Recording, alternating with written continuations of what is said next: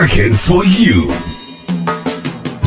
A weekly talk radio program which highlights developments of national interest and the activities of your St. Kitts Nevis government. Join host Lesroy Williams as he presents news, views, reports, and interviews about everything regarding the activities of the Team Unity government and the building of our communities and the development of St. Kitts Nevis. Tune in and call in to interact with your government and share your views regarding the upward forward development of your community and our beautiful Twin Island Federation. Working for You is weekly, every Wednesday live from 1:30 p.m. to 3 p.m. on ZIZ Radio, Win FM, and Sugar City FM with rebroadcast on participating stations. Working for You. Welcome to another edition of Working for You, the weekly radio program where the people of St. Kitts and Nevis can keep in touch with their government and can share their views and suggestions and to get information pertaining to how the government is working for them. Today, I am honored to have on the program the Honourable Wendy Phipps, Minister of State within the Ministry of Health, Community Development, Gender Affairs, and Social Services. I am your host, Lesroy Williams. Honourable Phipps, good afternoon. Good afternoon to you too, Lesroy, and good afternoon to our entire audience who might be listening in via the internet, radio, television, etc. And we do hope that you will find merit and value in the programming information that we'll share this afternoon. Today we are going to be addressing a very important issue, that of the importance of women within our society. International Women's Day will be celebrated on Tuesday, March 8, 2016. The theme for this year is Planet 50/50 by 2030. Step it up for gender equality.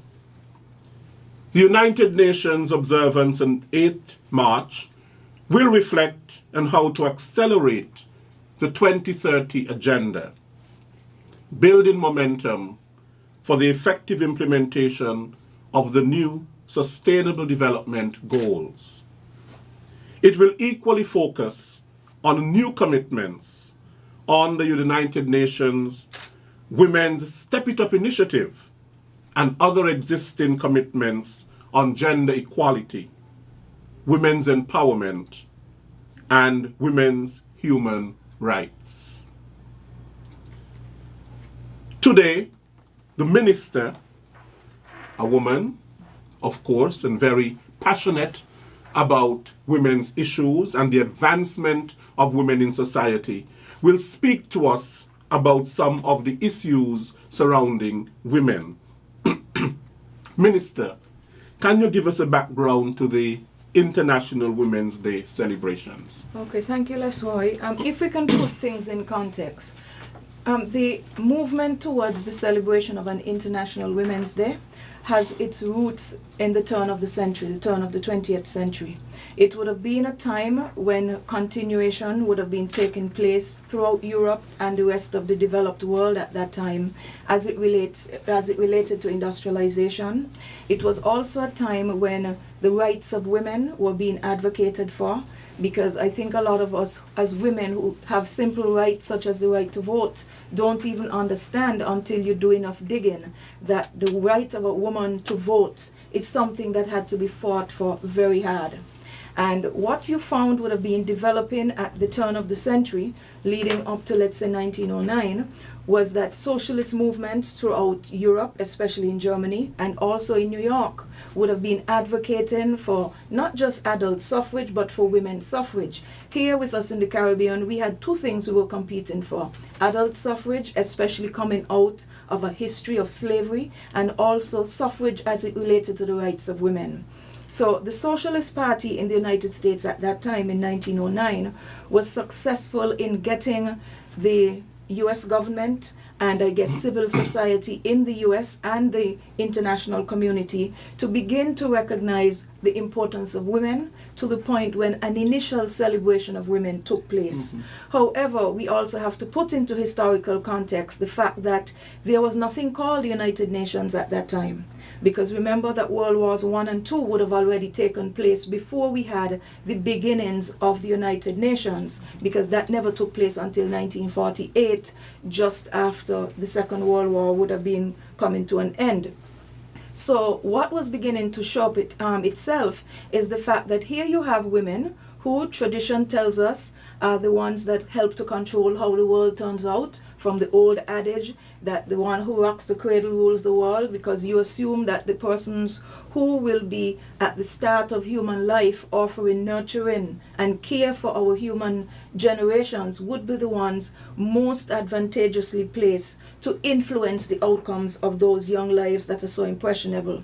So building on that whole initial International Women's Day that would have been celebrated in 1909, what would have happened eventually, maybe by 1911, is that you had probably an initial Women's Day celebrated on a more global scale, not just in the US. But it wasn't until there was a declaration by the UN in 1975, I think it was, when there was a declaration that it was the year of the woman, the International Year of the Woman. But then it took 2 years beyond that for there to be at the United Nations level a decision taken that we should on an annual basis celebrate a day for women's recognition, the role that women would play in terms of development, in terms of the economy, in terms of the family structure, in terms of the world's labor force. Because let us not forget that during World Wars I and II, because most of the men folk who were able-bodied went off to war, it was women who then were in the factories. I think the most famous caricature of that was a female version of G.I. Joe. Basically, I think it was called Ruby the Riveter. That was the name that was given to that typical icon of a woman in a factory making ammunition. And these women were the ones who had to power the wheels of industry while these men were at war. So, of course, gradually the argument would be developed then that, hey, if you're having women not only raising families, but single-handedly managing these families in the absence of a patriarch or an influential male figure, and by extension, they're the ones bringing home the bacon, then after all, then they must have an influence in terms of how their own development should be characterized, and by extension, the development of the countries that they call home. So in 1977, when this decision was taken, I think it became generally accepted that most of the countries that were member states of the United Nations would have been observing that day around the 8th of March. So that is where we have our genesis in keeping the events of international women's contributions concentrated around the 8th. St. Kitts and Nevis, once we became an independent nation in 1983, automatically became a UN member state. So by extension, we would have had to abide or sign on to all of the rights and conventions as it related to human rights, some embryonic development in terms of women's rights and so forth. And as we have progressed through the years, we have seen the emergence of different United Nations agencies advocating for regulation, for rules, as well as guidelines in terms of human endeavor of all proportions, whether it is in terms of labor, as in the case of the International Labour Organization, which by extension, even though it's a United Nations body, the ILO existed before the formation of the UN. So by that token, the ILO became the first organ of the UN. And then all of the other groups followed right up to present day, where we can boast and say that we have UNIFEM, United Nations organization that focuses on women's issues. You also have UN Women, which has a much broader agenda. And because what we found is that maybe UNIFEM in its early days would have been focusing more on issues to do with fertility and fecundity and other issues relative to that, the women's health as it related to antenatal periods. Because let us not forget that we have made great strides in terms of our healthcare internationally. And coming up through the centuries, all through the Middle Ages, right up into the 28th century, women getting pregnant was a very risky proposition because they did not have the benefit of institutionalized care before pregnancy and so forth. You had relatively high incidences of women dying in childbirth. In some parts of the world, we still have problems with that. And those problems are directly correlated with poverty and maybe ignorance, lack of education, or lack of budget from the standpoint of governments in terms of putting more money behind health and wellness. So groups like UN Women and UNIFEM would be geared towards achieving those types of objectives. Now, in St. Kitts and Nevis, we have decided, as I noted earlier, that we would celebrate International Women's Day on the 8th of March.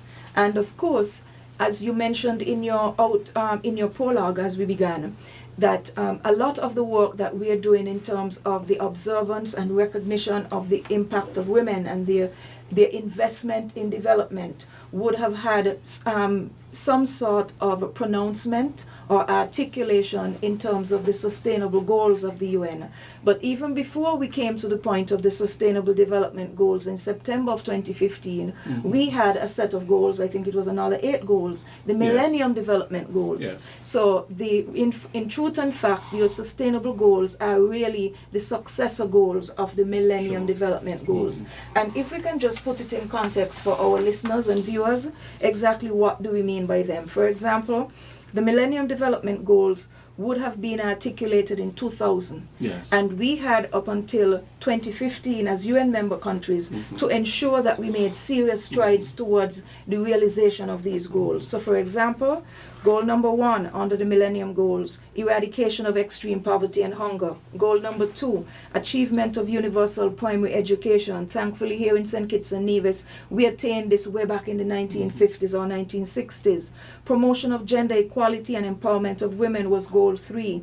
Reduction of child mortality, as I mentioned earlier, in terms of women dying in childbirth, often with the children dying. And then even after we had made strides in that direction, we were at one point, probably in the 1930s and 40s, especially when we were nations at war because of the 2 great wars, you would have found that a lot of children never lived to adulthood because they suffered from a lot of childhood complications, whether it was tuberculosis, things like contractable diseases that, if left unattended, combine to create a whole compromise of their immune system. So things as simple as children having colds they can't get rid of, or respiratory illnesses, or skin conditions that could have been addressed or prevented even with proper diet. Like for example, we now know that scurvy, which is a disease that affects the whole autoimmune system of an individual, comes from a simple deficiency in vitamin C. And that is why even if we search our maritime history, we would notice that when that was discovered, sailors on long voyages would walk with lemons or limes that they can suck on to avoid scurvy while at sea for these prolonged periods of time. Then we have other goals like improvement in maternal health, which we mentioned earlier, combating HIV and AIDS, malaria and other diseases. And for us in the Caribbean, especially to the work of PANCAP, which is the Pan-Caribbean Partnership for HIV/AIDS, we have done quite a bit of work using and leveraging our international support base from agencies like the Centers for Disease Control, the National Institutes of Health in the US, PAHO, the WHO, World Health Organization, to make sure that we gave enough attention to that issue of HIV, which really came on the scene in the early 1980s. And of course, the Caribbean region still has the second highest incidence of HIV and AIDS after sub-Saharan Africa. In St. Kitts and Nevis, if my data is correct, I think as of the end of 2015, we were recording an average of 12 to 14 cases of HIV/AIDS. And in a small population, it is still worthy of alarm and worthy of worry because we are only a population of 50,000 people. And if people have unsafe sex practices, whether it is not by the use of barrier methods such as condom use or other more esoteric type methods such as those grounded in religion through abstinence, and things like that, you're finding it's going to be a problem, especially if you have a correlation galloping right alongside it of things like promiscuity. So these are issues we have to look out for. Goal number 7, ensuring environmental sustainability. Now, anybody would assume that goes without saying because without air, clean water, and so forth, none of us could survive. And of course, goal number 8 for the Millennium Goals was the development of a global partnership for development. And by this, the United Nations was essentially admitting that in as much as we're trying our best to achieve all of these goals, which will help to improve the human condition at the end of the day, if you do not have partnership, it can't happen. Right. Because you can't do it with government alone. You can't do it with the private sector alone. Everybody who knows even the rudiments of government would know that government is able to meet its social obligations through raising taxes and the efficient collection of those taxes. But then at the same time, you weigh that against your tax base. So for example, in St. Kitts and Nevis, as I noted, we have a population of 50,000 people. But then we have all these demands on the system. And rightly so, because government should really look after its people. But then its people, on the other hand, those who are able, should also meet their own obligations, including their tax obligations. Because what it then means is that in order for governments to provide for the vulnerable, and by that I mean groups such as children, the elderly, the mentally and physically challenged, we have to ensure that the tax revenues are coming in to meet those obligations. And they're demonstrated in sometimes the most simplistic ways. For example, your ability to go to a health department or a government pharmacy and get a prescription filled, or your ability to pay for a surgery which you don't have the money to pay for. Social services is there to help for that.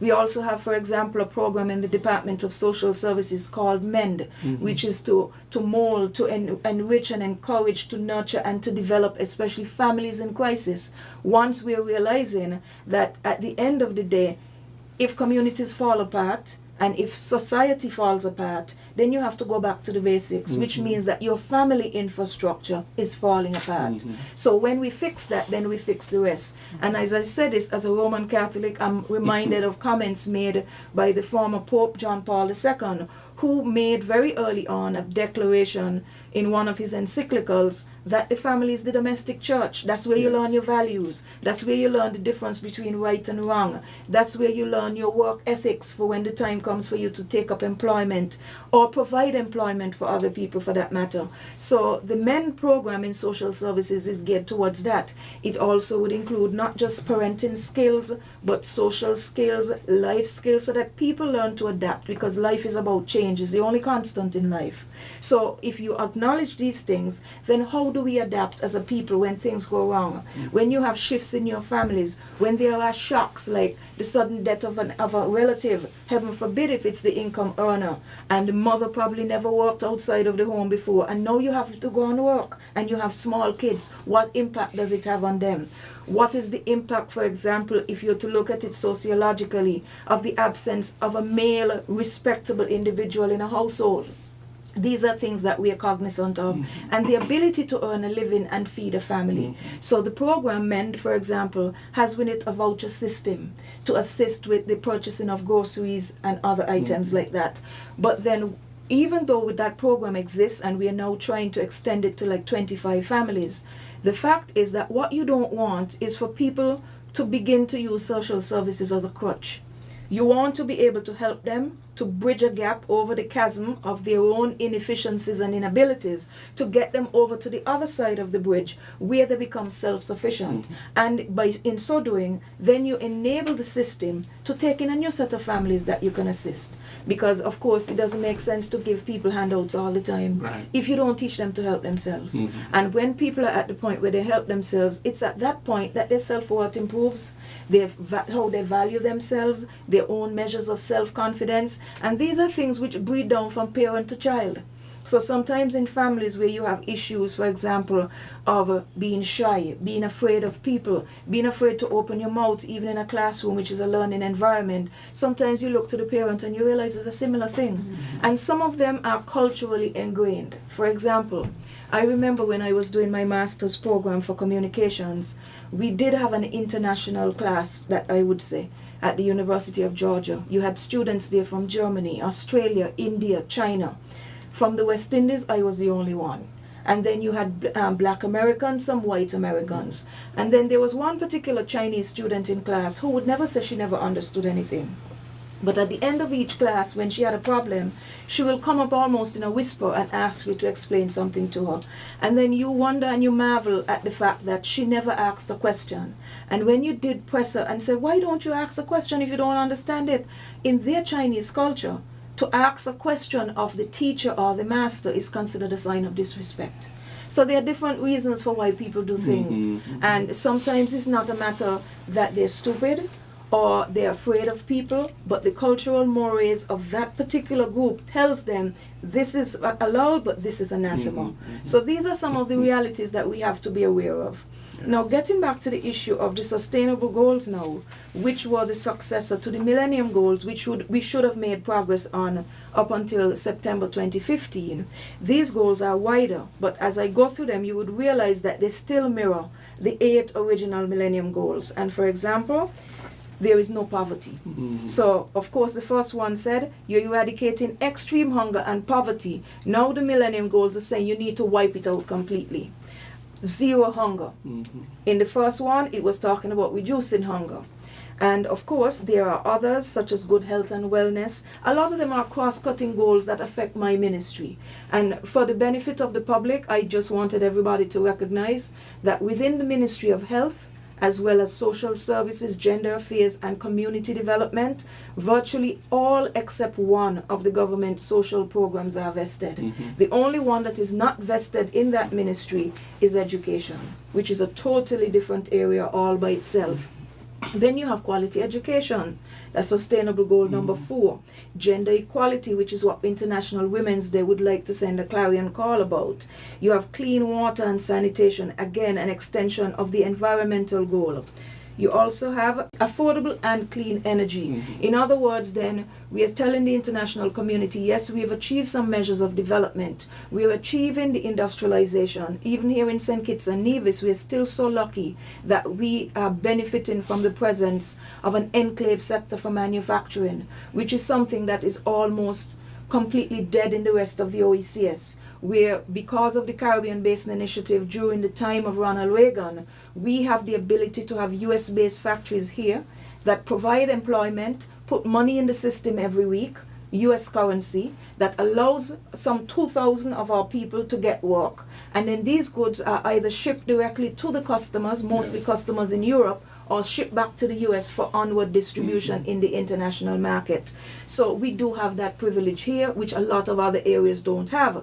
But that being said, what we should be moving to would be more smokeless industries, those that do not pollute the environment, those that are powered by renewable sources of energy. So for example, instead of relying on the national skeleton grid for huge volumes of electricity, perhaps what we could be doing is small but steady and incremental improvements, such as the use of solar-driven air conditioning. So it eases the burden on the system, it's renewable, it reduces the cost of doing business, and ultimately it reduces the cost of the manufactured good, which by extension increases the purchasing power of the individual who's going to buy that good. So there is a spin-off effect for everybody involved in that whole chain of production. Decent work and economic growth. That is another area, especially for the UN, that is directly the mandate of the ILO.